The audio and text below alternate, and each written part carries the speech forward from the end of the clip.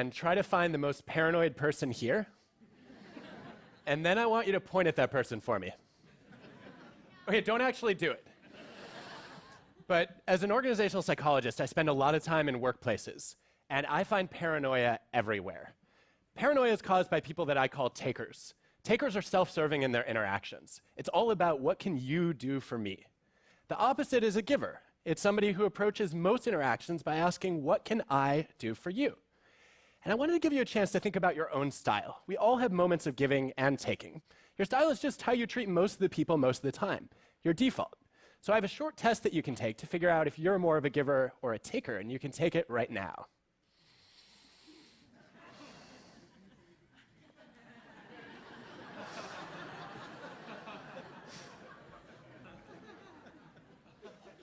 This is the only thing I will say today that has no data behind it, but I am convinced the longer it takes you to laugh at this cartoon, the more worried we should be that you're a taker.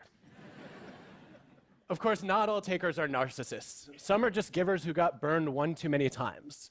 And then there's another kind of taker that we won't be addressing today, and that's called a psychopath. I was curious, though, about how common these extremes are, and so I surveyed over 30,000 people across industries around the world's cultures. And I found that most people are right in the middle between giving and taking. They choose this third style called matching. If you're a matcher, you try to keep an even balance of give and take, quid pro quo. I'll do something for you if you do something for me. And that seems like a safe way to live your life. But is it the most effective and productive way to live your life? The answer to that question is a very definitive maybe. Now, I studied dozens of organizations, thousands of people. I had engineers measuring their productivity. I looked at medical students' grades, even salespeople's revenue. And unexpectedly, the worst performers in each of these jobs were the givers. The engineers who got the least work done were the ones who did more favors than they got back. They were so busy doing other people's jobs, they literally ran out of time and energy to get their own work completed. In medical school, the lowest grades belong to the students who agree most strongly with statements like, I love helping others, which suggests the doctor you ought to trust is the one who came to med school with no desire to help anybody. And then in sales, too, the lowest revenue accrued to the most generous salespeople. And I actually reached out to one of those salespeople who had a very high giver score, and I asked him, why do you suck at your job? I didn't ask it that way, but what's the cost of generosity in sales? And he said, well, I just care so deeply about my customers that I would never sell them one of our crappy products. So just out of curiosity, how many of you self-identify more as givers than takers or matchers? Raise your hands. Okay, would have been more before we talked about these data. But actually, it turns out there's a twist here, because givers are often sacrificing themselves, but they make their organizations better. We have a huge body of evidence, many, many studies, looking at the frequency of giving behavior that exists in a team or an organization. And the more often people are helping and sharing their knowledge and providing mentoring, the better organizations do on every metric we can measure. Higher profits, customer satisfaction, employee retention, even lower operating expenses. So givers spend a lot of time trying to help other people and improve the team, and then unfortunately they suffer along the way. And I want to talk about what it takes to build cultures where givers actually get to succeed. So I wondered then, if givers are the worst performers, who are the best performers? And let me start with the good news. It's not the takers. Takers tend to rise quickly but also fall quickly in most jobs. And they fall at the hands of matchers. If you're a matcher, you believe in an eye for an eye, a just world. And so when you meet a taker, you feel like it's your mission in life to just punish the hell out of that person. And that way justice gets served. Well, most people are matchers, and that means if you're a taker, it tends to catch up with you eventually. What goes around will come around. And so the logical conclusion is it must be the matchers who are the best performers. But they're not. In every job, in every organization I've ever studied, the best results belong to the givers again. So take a look at some data that I gathered from hundreds of salespeople tracking their revenue. What you can see is that the givers go to both extremes. They make up the majority of the people who bring in the lowest revenue, but also the highest revenue. And the same patterns were true for engineers' productivity and medical students' grades. Givers are overrepresented at the bottom and at the top of every success metric that I can track. Which raises the question, how do we create a world where more of these givers get to excel? And I want to talk about how to do that not just in businesses, but also in nonprofits, schools, even governments. Are you ready? All right, I was going to do it anyway, but I appreciate the enthusiasm. The first thing that's really critical is to recognize that givers are your most valuable people, but if they're not careful, they burn out. So you have to protect the givers in your midst. And I learned a great lesson about this from Fortune's best networker. It's the guy, not the cat. His name is Adam Rifkin. He's a very successful serial entrepreneur who spends a huge amount of his time helping other people. And his secret weapon is the 5-minute favor. Adam said, look, you don't have to be Mother Teresa or Gandhi to be a giver. You just have to find small ways to add large value to other people's lives. And that could be as simple as making an introduction between two people who could benefit from knowing each other. It could be sharing your knowledge or giving a little bit of feedback. Or it might be even something as basic as saying, you know, I'm going to try to figure out if I can recognize somebody whose work who has gone unnoticed. And those 5-minute favors are really critical to helping givers set boundaries and protect themselves. And the second thing that matters, if you want to build a culture where givers succeed, is you actually need a culture where help-seeking is the norm, where people ask a lot. This may hit a little too close to home for some of you. What you see with successful givers is they recognize that it's okay to be a receiver too. And if you run an organization, we can actually make this easier. We can make it easier for people to ask for help. A couple of colleagues and I studied hospitals, and we found that on certain floors, nurses did a lot of help-seeking, and on other floors, they did very little of it. And the factor that stood out on the floors where help-seeking was common, where it was the norm, was there was just one nurse whose sole job it was to help other nurses on the unit. And when that role was available, nurses said, oh, it's not embarrassing, it's not vulnerable to ask for help, it's actually encouraged. Now, help-seeking isn't important just for protecting the success and the well-being of givers. It's also critical to getting more people to act like givers. Because the data say that somewhere between 75 and 90% of all giving in organizations starts with a request. But a lot of people don't ask. They don't want to look incompetent.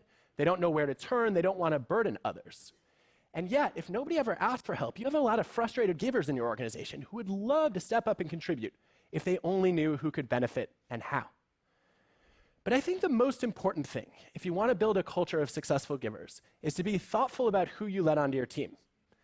I figured you want a culture of productive generosity, you should hire a bunch of givers. But I was surprised to discover, actually, that that was not right. That the negative impact of a taker on a culture is usually double to triple the positive impact of a giver.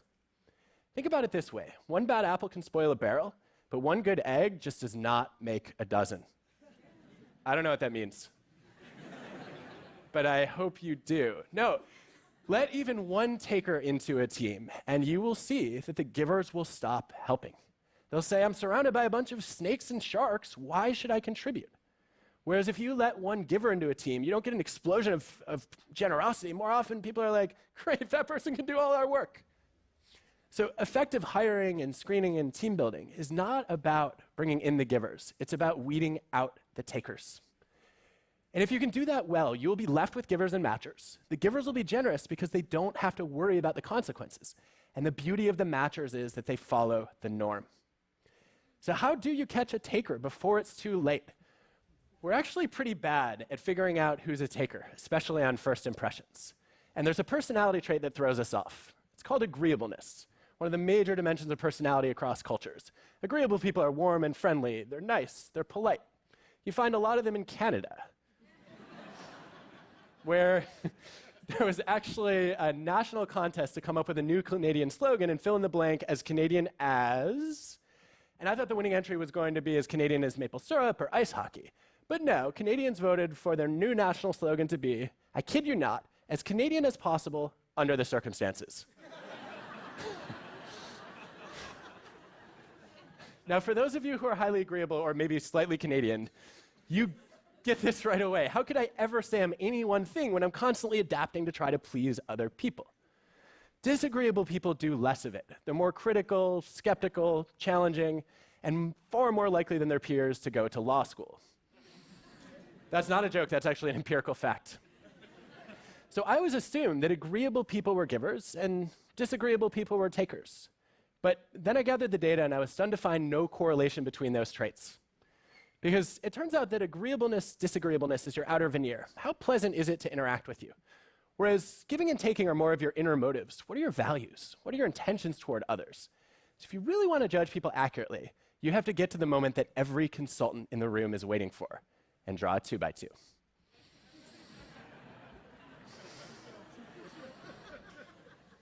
The agreeable givers are easy to spot. They say yes to everything. The disagreeable takers are also recognized quickly, although you might call them by a slightly different name. We forget about the other two combinations. There are disagreeable givers in our organizations. They're people who are gruff and tough on the surface, but underneath have others' best interests at heart. Or as an engineer put it, oh, disagreeable givers, like somebody with a bad user interface, but a great operating system. if that helps you. Disagreeable givers are the most undervalued people in our organizations because they're the ones who give the critical feedback that no one wants to hear, but everyone needs to hear. We need to do a much better job valuing these people as opposed to writing them off early and saying, kind of prickly, must be a selfish taker. The other combination we forget about is the deadly one, the agreeable taker, also known as the faker. This is the person who's nice to your face and then will stab you right in the back. And my favorite way to catch these people in the interview process is to ask the question, can you give me the names of 4 people whose careers you have fundamentally improved? And the takers will give you 4 names, and they will all be more influential than them. Because takers are great at kissing up and then kicking down. Givers are more likely to name people who are below them in a hierarchy, who don't have as much power, who can do them no good. And let's face it, you all know you can learn a lot about character by watching how someone treats their restaurant server or their Uber driver. So if we do all this well, if we can weed takers out of organizations, if we can make it safe to ask for help, if we can protect givers from burnout, and make it okay for them to be ambitious in pursuing their own goals, as well as trying to help other people, we can actually change the way that people define success. Instead of saying it's all about winning a competition, people will realize success is really more about contribution. I believe that the most meaningful way to succeed is to help other people succeed. And if we can spread that belief, we can actually turn paranoia upside down. There's a name for that. It's called pronoia. Pronoia is the delusional belief that other people are plotting your well-being. That they're going around behind your back and saying exceptionally glowing things about you. And the great thing about a culture of givers is that's not a delusion, it's reality. Look, I want to live in a world where givers succeed, and I hope you will help me create that world. Thank you.